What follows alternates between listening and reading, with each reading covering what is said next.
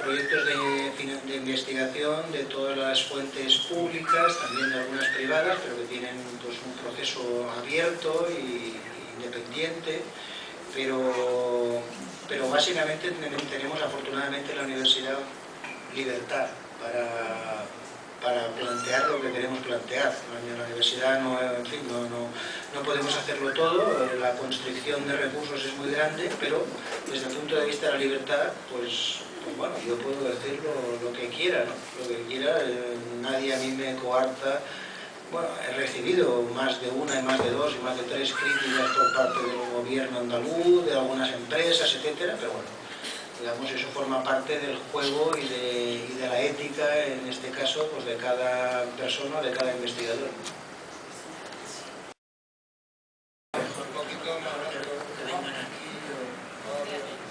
Hemos visto que el triángulo que forma Huelva, Cádiz y Sevilla puede estar justificado esas manchas que usted sobresalta por el tema de la industria química. En Extremadura también se ven muchas manchas. ¿Por qué? Pues yo no lo sé. Quiero decir, yo en el caso de la pregunta es ¿por qué? ¿No? ¿Por qué ocurre eso? Que es una pregunta que nos hacemos todos. En investigación, describir la realidad es muy difícil. Describir, ¿no? Por ejemplo, en un mapa. A nosotros nos lleva, cada vez que hacemos un proceso como esto, nos lleva meses y meses de trabajo. No es un tema fácil, o sea, no es pintar el mapa y ya está, ¿no? Hay que procesar los datos, hay que hacer mil cosas, ¿verdad? Y además hay que hacerlo de una forma muy rigurosa, muy difícil. A la explicación, al porqué, que a todos nos interesa y a todos nos importa, pues es un tema, como he tratado también de comentar un poco durante esta charla, extraordinariamente difícil. Es lo más difícil probablemente en investigación. Bueno, la evaluación de políticas e intervenciones también es muy difícil, ¿no?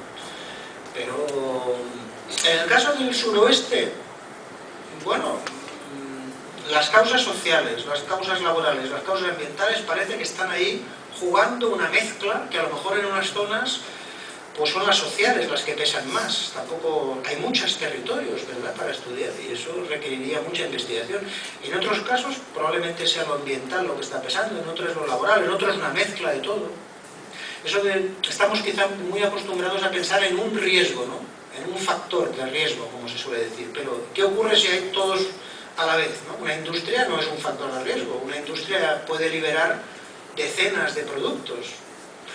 En el caso de Extremadura, yo no lo sé. Quiero decir, nosotros nos centramos, yo me dedico a muchos temas, a muchas cosas en el grupo, y nos centramos en el caso del suroeste porque nos llamó mucho la atención, y una vez contactamos con distintos grupos de allá, pues hemos intentado, en la medida que hemos podido, colaborar tanto como hemos podido. En el caso de Extremadura no lo hemos tomado con tanta atención. Yo creo que precisamente la visita aquí es una oportunidad para hacerlo y para pensar y para poder avanzar un poquito más, pero hay que pensar muy bien los factores que pueden incidir. Para hacerlo vamos a necesitar datos, información de calidad, si no, no se puede contestar esa pregunta.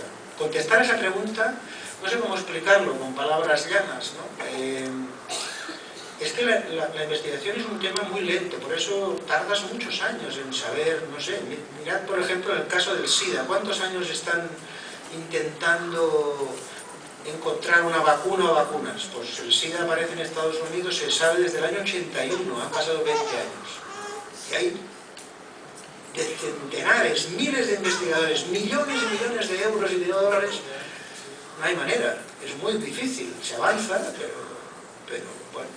Entonces, ahora, más allá del porqué, también nos hemos de quedar con el tema del principio de precaución y con el tema de la política. Porque, repito, el porqué a mí me interesa, y como investigación sí, pero entiendo muy bien que el tema de la política es clave.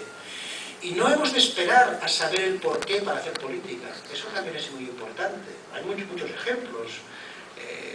Bueno, en salud pública siempre se cita el caso del cólera. En el siglo XIX el cólera era pues masivo en fin, era una epidemia tremenda en Londres y en muchas ciudades y en muchos países, ¿no?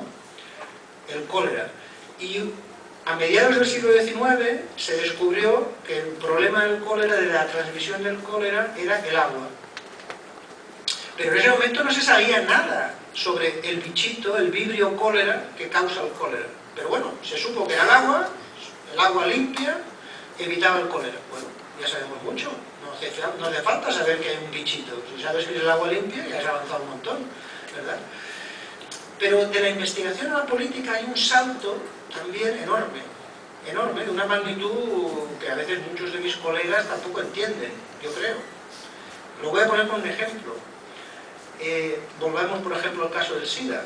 Hay mucha investigación, muchos científicos, virólogos, en fin, mucho dinero, como digo, dedicado a esto. Y algunos científicos dicen, bueno, y cuando tengamos la vacuna o las vacunas del SIDA, problema resuelto.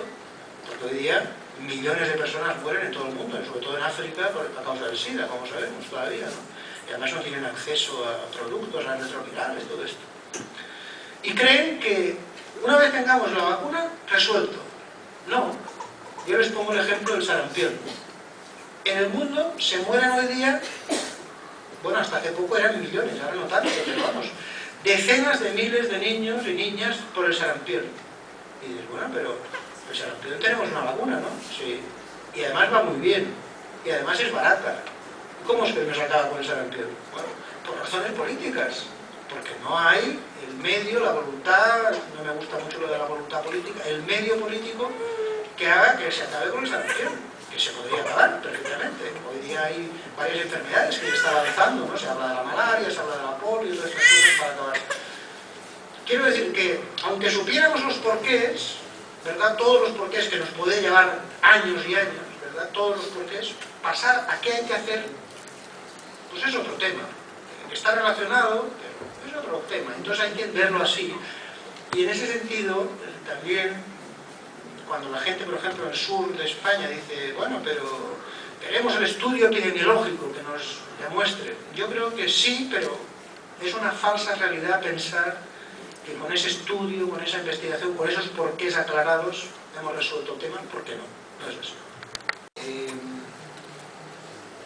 Bueno, la zona agrícola, yo tengo que hablar en general, no conozco. O sea, sería muy frívolo por mi parte empezar a poner cosas y ejemplos que no conozco. O sea, aquí cuando uno habla de información tiene que hablar en serio. Y en serio quiere decir con datos, con información, porque pues sabemos que en las zonas agrícolas hay riesgos, ¿sí? Riesgos de todo tipo, y no solo aquí, sino en el mundo, ¿no? O sea, vamos, nosotros acabamos de publicar hace pocos meses, un análisis mundial sobre el impacto del empleo y las condiciones de trabajo en el mundo, ¿verdad? Y el tema de los trabajadores agrícolas es tremendo, desde casos de esclavismo a tóxicos, pesticidas, millones de cosas que podemos poner encima de la mesa. Pero si hemos de hablar en concreto en una zona, pues hay que tener esa información mínima. Claro, la información es muy importante. Yo no es que me contradiga con lo que he dicho antes, pero políticamente tener buena información ayuda. Citabais el caso del Atlas, yo me alegro, ¿no? Que el Atlas, en ese momento, pues yo cuando trabajamos en el Atlas, no sabíamos si podía ser útil o no.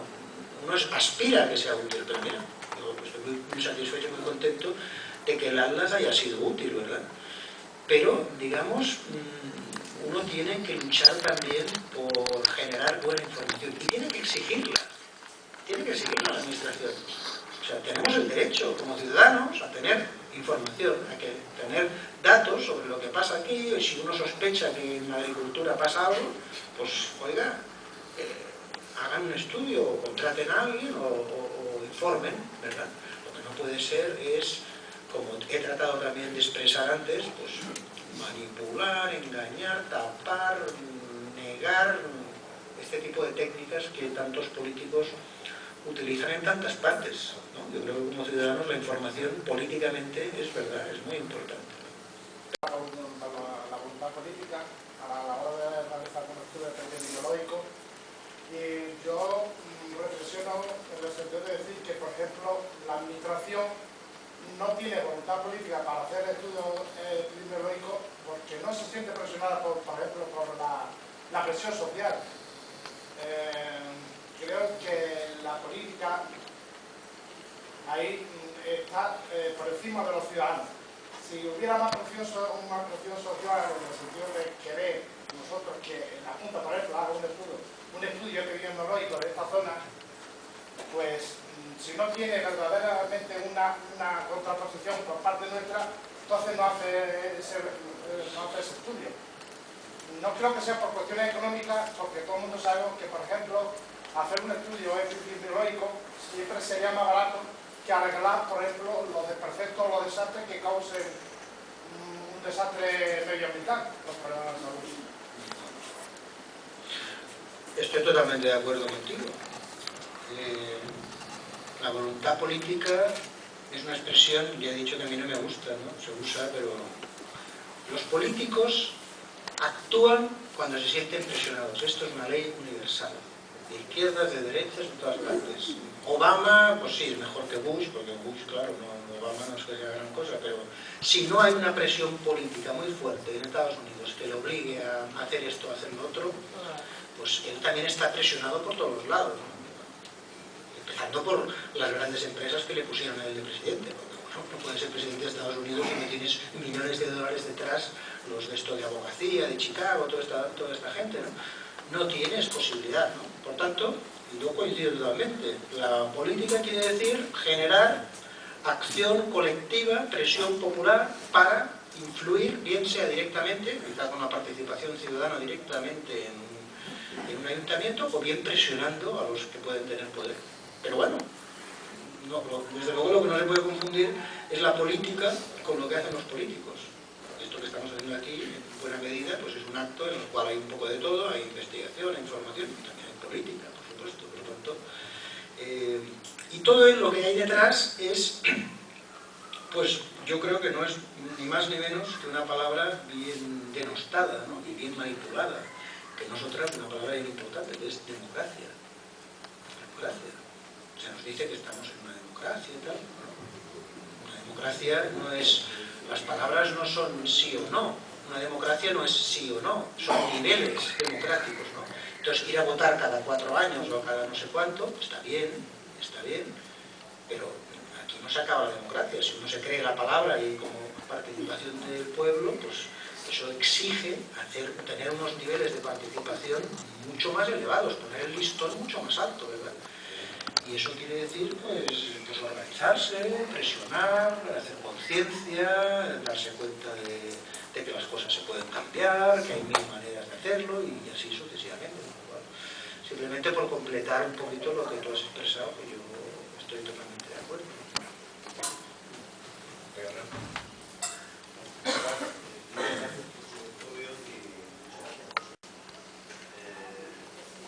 ¿Qué papel juegan organismos internacionales como la Organización Mundial de la Salud o la propia Comisión de Sanidad de la Unión Europea, instituciones que están en otro ámbito que no sea nacional, o el Ministerio de Sanidad,